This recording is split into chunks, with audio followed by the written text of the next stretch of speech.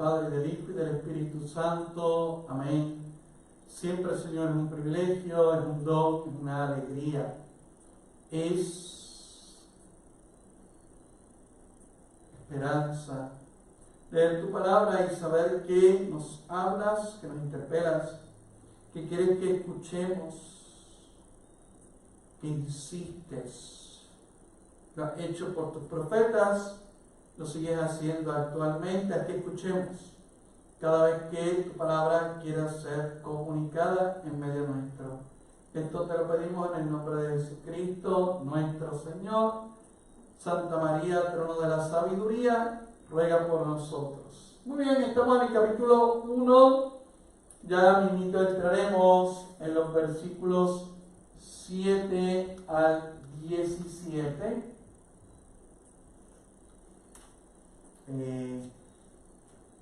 Hemos visto ya en el primer capítulo del profeta Zacarías cómo hace un uso, un rescate de una imagen que le es muy concreta al pueblo de Israel, que es la de los antepasados.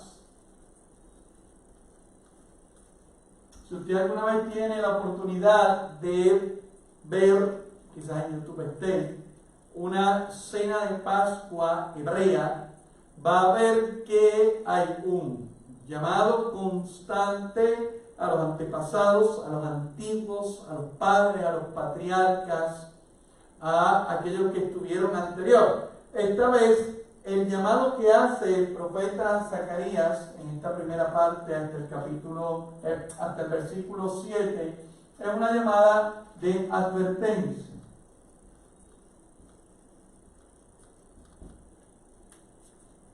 No es llamen a las promesas del pasado o llamemos al presente la memoria de los patriarcas, sino que es más bien, mira lo que le sucedió a los patriarcas, mira lo que le sucedió a los que no escucharon a los profetas, mira por qué tú estás aquí regresando de un destierro, por qué estás aquí regresando de la diáspora, por qué perdieron la tierra que el Señor les dio, por qué fueron llevados una vez a Egipto como esclavos, otra vez a Babilonia como esclavos, otra vez a Siria como esclavos, por qué terminaron como los pajes del Imperio Romano. ¿Por qué? Pues terminaron así, aduce el profeta, porque no escucharon.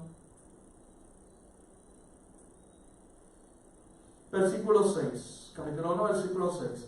En cambio, mis palabras y decretos que encomendé a mi ser por los profetas, ¿no alcanzaron sus antepasados? Sí, los alcanzaron. Ahora, ellos escucharon. Vamos a ver qué dice. Como el Señor ha dispuesto a tratarnos por nuestra conducta, por nuestras acciones, el Señor ha tratado. Por lo tanto, ¿qué está diciendo? Que puede suceder lo mismo. El Señor advierte por los profetas,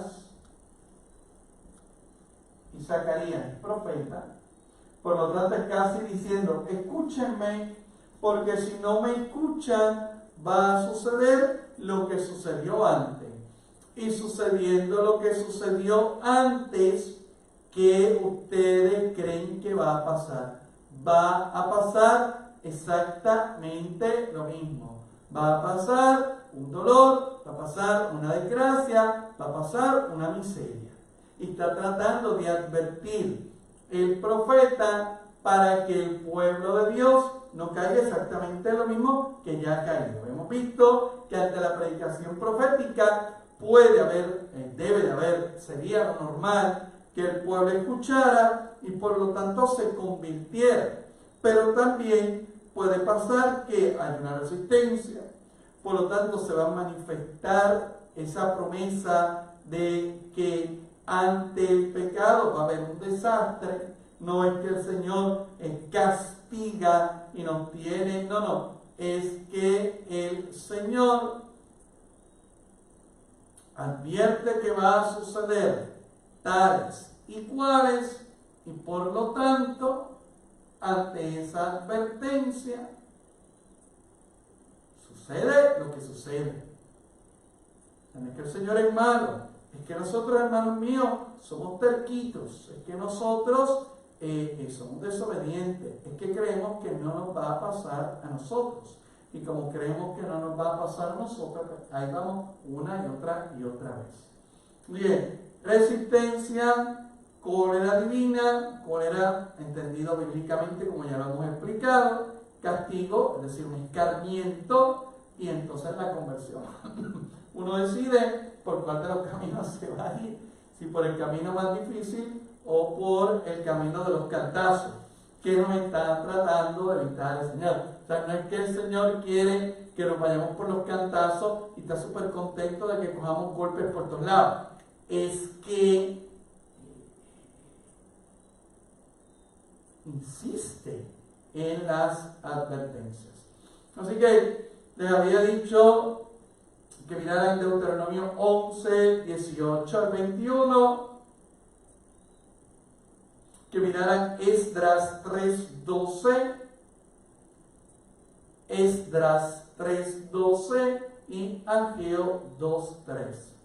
Esdras 3:12 y Ageo 2:3. Va a insistir mucho el profeta que esto viene del Señor. ¿Por qué? Porque anteriormente pasaba exactamente lo contrario. Nosotros no hacíamos caso y había una duda de que era el Señor el que hablaba. ¿Cómo uno probar que es profeta del Señor? Pues mire, primero por su vida, segundo por lo que dice. Lo que dice es un mal, está llamando al pecado, está llamando a la miseria, está llamando a apartarse de Dios, está llamando a acercarse a Dios. Pues mire, algo de Dios tiene que haber ahí, porque nos están llamando a acercarnos a Él. Y no desperdiciemos esa oportunidad de acercarnos al Señor. Así que, una vez que termina esa introducción, que como habíamos dicho, era un llamado a la conversión,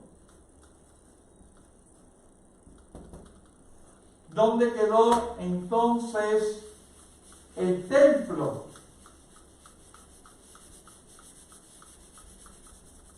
Porque no habla de la construcción del templo.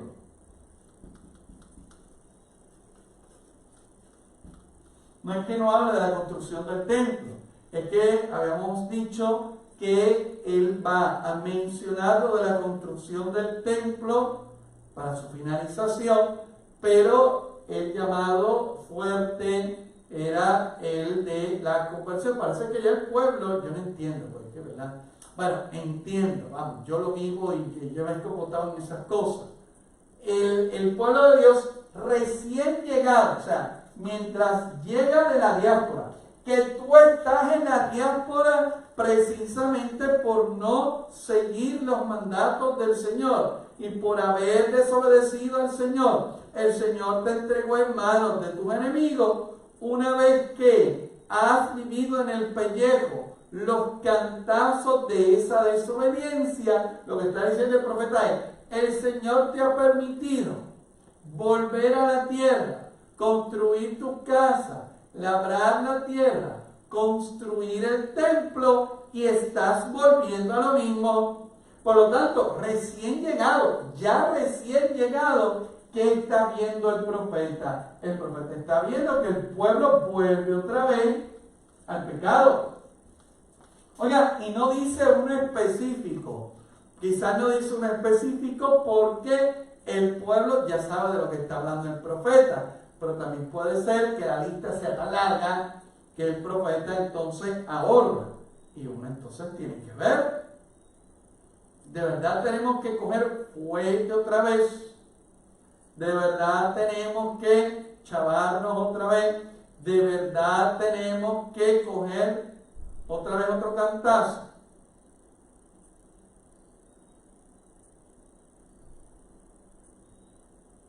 Eso es lo que nos quiere evitar nuestro profeta el día de hoy. Él quiere evitar este desastre.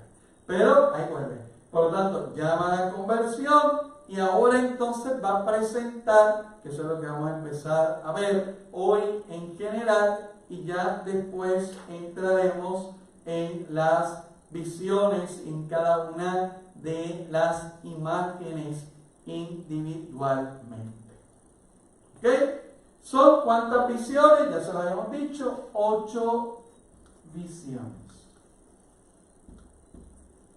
En estas 8 visiones, a pesar de que Ezequiel tiene visiones, pero Ezequiel tiene parte en esas visiones. O sea, Ezequiel es el que cumple el signo. Él es el que va al alfarero, él es el que va al muro, él es el que, o sea, él es el que se pone la mochila, él es el que se tapa la cara. La diferencia con Zacarías es que Zacarías no va a intervenir como actor de las visiones, lo que le va a dar una característica única para poder presentar su profecía. Así que incluso en la profecía y en la apocalíptica uno va a ver al profeta participando, el profeta Ezequiel, al profeta simplemente viendo y una voz que le interpreta, a veces va a ser un ángel el que le interpreta, como vamos a ver en el Apocalipsis y como lo vamos a ver en el profeta Zacarías. Y esa intervención del ser espiritual del ángel va a permitir que el que escucha, o el que lee, perdón, el texto, como ha llegado a nosotros, dice, es un ángel el que interpreta. Por lo tanto, Zacarías está delante de realidades sublimes, sobrenaturales. Y como está delante de esas realidades sublimes y sobrenaturales, pues nos vamos a prestar un poquito más de atención a lo que nos está diciendo. Y eso va a ser bien importante para distinguir profetas como Jeremías, Esdras y Zacarías. ¿Qué es lo que estamos viendo? Vamos a ver. Primero, vamos a situarnos en las realidades. A pesar de que estas visiones tienen un contenido plástico, es decir, de imágenes, de signos, en esas revelaciones, hay unas realidades que van a verse afectadas por estas visiones y van a verse afectadas concretamente. ¿Cuáles son esas realidades a las que afectan estos cambios o estas visiones? Obviamente, Judá. Vamos a la cuarta visión, vamos a ponerla aquí.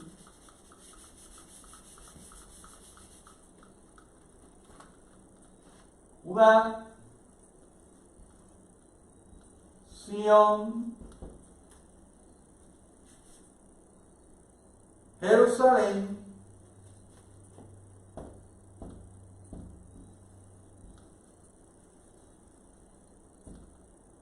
templo. Que todo tiene que ver exactamente con la realidad más amplia o más estrecha. Judá es la ciudad del Señor, Sión es Jerusalén, Sión es como tal, por decirlo así, el monte. Así que ahí nosotros vamos a ver. ¿Qué es lo que dice? Y esto versus Babilonia.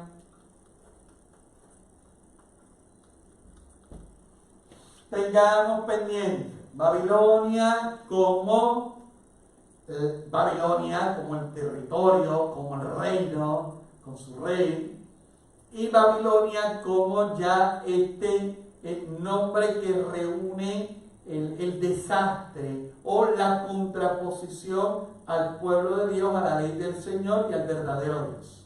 Por eso nosotros vamos a encontrar la caída de la gran Babilonia todavía en el Apocalipsis, que es esa Babilonia. Esa Babilonia es la Babilonia que era antes la Babilonia, son los asirios, son los sirios. ¿Quiénes son?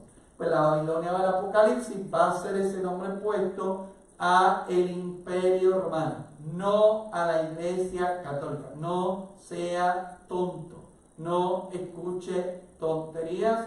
no escuche boberías. La Babilonia no tiene que ver nada con el Estado Vaticano, por la sencilla razón de que el Estado Vaticano aparece en el siglo XX. Déjame repetirlo. El Estado de la Ciudad del Vaticano aparece en el siglo XX. Perdón, el libro del Apocalipsis está hablando del Imperio Romano. No está hablando de el Vaticano y no está hablando de el Papa. Esto es un poquito para que ilustre a los que están creyendo todas estas tonterías. De hecho, de paso, el otro día alguien me envió el link de un video de protestantes, obviamente, pero de protestantes ridículos. Hay unos protestantes muy serios, pero son protestantes, estos protestantes eran ridículos, hablando de que el libro del Apocalipsis se iba a cumplir con el levantamiento del cuerpo de San Juan Pablo II, que iba a resucitar, y ahí se iba a demostrar que era la bestia. A veces yo me pregunto qué la gente se está metiendo en el cuerpo. Y hermanos míos, el uso de la droga es pecado, ¿sabe? Incluso si se mete la droga un pastor pentecostal, eso es pecado, ¿sabe? Así que él está metiéndose cosas raras en el cuerpo, porque cuando se meten cosas raras en el cuerpo, dicen cosas raras y probablemente las hagan también, hagan cosas raras, y les queremos evitar ese entuerto. ¿Ok? Así que, pero bueno, estamos esperando todavía el cuerpo de San Juan Pablo II, porque así se va a cumplir de la bestia que era y no era, y fue y se levantó y la bestia resucitó, y como la bestia es San Juan Pablo II, estamos esperando que se levante todavía. ¿Ok? Que a veces, mira, no se droga, ¿sabes? No se droga. ¿Ok? Entonces, ¿qué nos vamos a ver? Esa contraposición, Judá, Sion, Jerusalén, templo. Bueno, aparece el templo, miren lo importante, aparece el templo contra Babilonia. El territorio y la capital van a ser purificados. Por lo tanto, va a haber la mano del Señor se va a manifestar, porque el Señor quiere un pueblo santo. ¿Cómo va a ser purificado? No dice que va a ser destruido, sino que va a ser purificado, va a permitir el Señor que caigan en las manos de sus pecados, y luego el Señor va a restaurar y va a repoblar. Una vez que esto se dé, es en el conjunto de las visiones, va a reconstruirse el templo, que es el signo de la presencia del Señor, y luego, ¿qué es lo que vamos a ver? Vamos a ver al sumo sacerdote, ¿se acuerdan de Josué? En los tiempos de Ageo, sumo sacerdote, revestido nuevamente, porque al lado del templo hay sumo sacerdote, habrá levita, hay rito, hay sacrificio, hay reconciliación, hay perdón, hay Pascua, hay Yom Kippur, hay distintas fiestas. Por lo tanto, para que esas fiestas se den, una vez que se termine el templo, se va a revestir, y búsquese en Éxodo 20, se va a revestir el sacerdote, que el sacerdote tiene, o el sumo sacerdote tiene una vestimenta muy particular, al igual que el sacerdote. De hecho, está de paso otro toquecito a la ignorancia protestante. Cuidado. Las vestimentas que utilizan los obispos católicos no son basadas en ningún tipo de vestimenta babilónica, especialmente los testigos de Jehová que dicen ese tipo de disparates. Por favor, no use drogas. Y dicen que los obispos se visten como los sacerdotes babilónicos, con los sombreros y todo. Cuidado, si usted, por eso que los testigos de Jehová dañaron la Biblia, al igual que los mormones, al igual que ciertas sectas, cuando tienen que buscar de las escrituras, cometen este tipo de errores. Las vestimentas del obispo católico y del sacerdote católico están basadas en las vestimentas del sumo sacerdote que usted va a poder encontrar en el Éxodo 20. Es bíblico, es mandado por Dios, y este sacerdote, Josué, o sus sucesores, que iba a ser restituido, van a usar esas vestimentas propias del sumo sacerdote de la antigua alianza. Así que no usamos ropa babilónica, sino que usamos ropa hebrea con unas modificaciones. Por si acaso, un poquito de luz sobre la ignorancia y sobre la adicción, que hace que las personas digan cosas raras. ¿Ok? Muy bien, importante. Va a ser consagrado nuevamente el sumo sacerdote y revestido, y el rey va a ser coronado.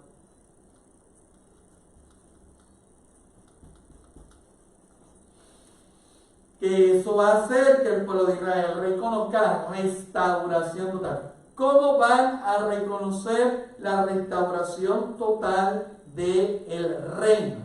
Obviamente, vuelta a la tierra, reconstrucción del templo, restauración del culto, y el rey vuelve y se sienta en el trono. Una vez que eso se dé, ¿qué va a hacer el profeta? Una vez cumplido eso, el profeta desaparece. Porque el Señor lo va a suscitar, como hacemos Juan Bautista, lo vamos a ver este próximo domingo, lo va a suscitar en un momento histórico particular. Y como lo va a suscitar en un momento histórico y particular, entonces estamos esperando, o sea, el profeta está esperando que se den estos pasos. Volvemos a repetir los pasos porque eso nos va a ayudar a comprender: 1, el templo; 2, el sumo sacerdocio; 3, el rey, y por lo tanto el profeta desaparece. Aquí tenemos las realidades. ¿Cuáles? Y una vez que esto suceda, ¿qué pasará entonces? Que esta es la ecuación. ¿Qué pasará entonces con Babilonia? Babilonia será castigada. Y cuando Babilonia sea castigada, entonces se va a ver el último paso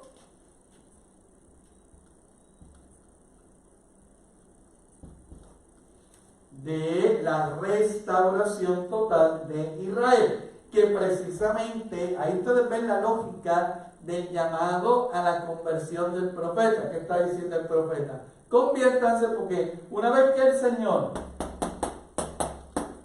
complete esto, si el pueblo no tiene conversión, ¿qué va a pasar? Vamos a volver al pasado. ¿Y cuál es el pasado? El pasado es la diáspora, el pasado es destrucción, el pasado es nos queman el templo, el pasado es perdemos los ritos, el pasado es perdemos la tierra, el pasado es nos quedamos sin rey, el pasado es... Entonces quiere precisamente llamar, porque esto no puede ser un reciclaje constante, ¿verdad? El Señor nos trae a la tierra, nosotros pecamos, el Señor nos perdona, volvemos a la tierra. El Señor no puede ser eso. O sea, la conversión por eso tiene que ser un acto final, firme, concreto, para que esta obra que va construyendo el Señor pueda no solamente hacerse una realidad, sino que cuando sea una realidad, hermanos míos, se mantenga. O sea, aquí no podemos hacer como en este país, que hacemos grandes proyectos y después no los podemos mantener. Ahí estaban gritando los de y me parece obviamente justo por el asunto económico, pero los del circuito de convenciones estaban brincando porque económicamente no pueden mantener ese armatroste. Claro que no pueden mantener ese armatroste. Estos armatrostes necesitan mantenimiento, el tren necesita mantenimiento, estas grandes obras. Entonces pasa con el pueblo. El Señor va a hacer una gran obra, pero si el pueblo no se convierte, lo que va a suceder es que va a haber un desastre. ¿Ok? Entonces, ¿qué es lo que nosotros vamos a ver en las visiones? Para poder tener un resumen breve, ya con el favor del Señor, Dios mío, ya es miércoles, la semana que viene entraremos de lleno en las visiones. Primera visión, el Señor va a responder a la súplica y va a intervenir contra los paganos y en favor de su pueblo. Se muestra en esta primera visión el amor celoso de Dios. Celoso entendido en lo propio de la definición. Celoso no es ser una bestia. Usted dice que el profeta desaparece. Está diciendo que el ministerio de Zacarías desaparece. Sí. El ministerio Zacarías desaparece. ¿Por qué? Porque ya él, que ha sido llamado, ellos que han sido llamados para un momento histórico particular, como por ejemplo Juan Bautista. Juan Bautista fue llamado en un momento histórico y aunque tuvo discípulos, los discípulos de Juan el Bautista, por decirlo así, desaparecen en el Nuevo Testamento. O sea, después que Jesucristo se encuentra con los discípulos de los fariseos que ayunan y los discípulos de Juan ayunan, ¿por qué tus discípulos no ayunan? Uno ve cómo los discípulos de Juan desaparecen, porque precisamente el ministerio de los profetas es un ministerio con principio y fin exacto. Caducan. Una vez que cumplen su misión, ya el Señor los suelta, ¿verdad? Por decirlo así, aunque uno va a ver unas excepciones, como el profeta Samuel, que el profeta Samuel se muere siendo profeta, pero se muere siendo profeta porque había sido asignado al rey. Y obviamente el rey era mucho más joven que Samuel, por lo tanto Samuel muere y el rey continúa. Pero los profetas, su ministerio desaparece y lo que nos queda, precisamente por eso escriben. Porque cuando entonces nosotros veamos esas escrituras, traemos al presente y aprendemos de esos fuetazos que vivieron los anteriores a nosotros. Así que ese llamado a los antepasados es bien importante. Así que por eso los profetas escriben, porque ellos van a desaparecer y tienen conciencia de que van a desaparecer. Por lo tanto, dejan escrito. Lo mismo pasó con los apóstoles, pero los apóstoles no dejan escrito necesariamente. Escriben lo que dicen los apóstoles porque van muriendo. Y es todo lo contrario. El ministerio de los apóstoles no termina. ¿Por qué? Porque la apostolicidad es distinta de la profecía. Y aunque pueden haber apóstoles, profetas, no necesariamente todos los profetas son apóstoles. Y en esa dinámica de vocación, por eso el apóstol Pablo distingue apóstoles de profetas, de maestros. Distingue los tres. Y aunque el apóstol es todo eso, el maestro no es apóstol necesariamente. Y el profeta no es maestro necesariamente. Por eso las distintas carismas dentro de la iglesia se viven en esa individualidad que se sabe que es de Dios porque nos van a unir. La continuidad de los apóstoles está en los obispos, en el Papa, o que es obispo, pero la continuidad de los apóstoles está en los obispos. Los obispos son sucesores de los apóstoles e incluso se puede hacer un árbol apostólico y encontrar en la sucesión de las imposiciones de mano a una raíz apostólica. Sí.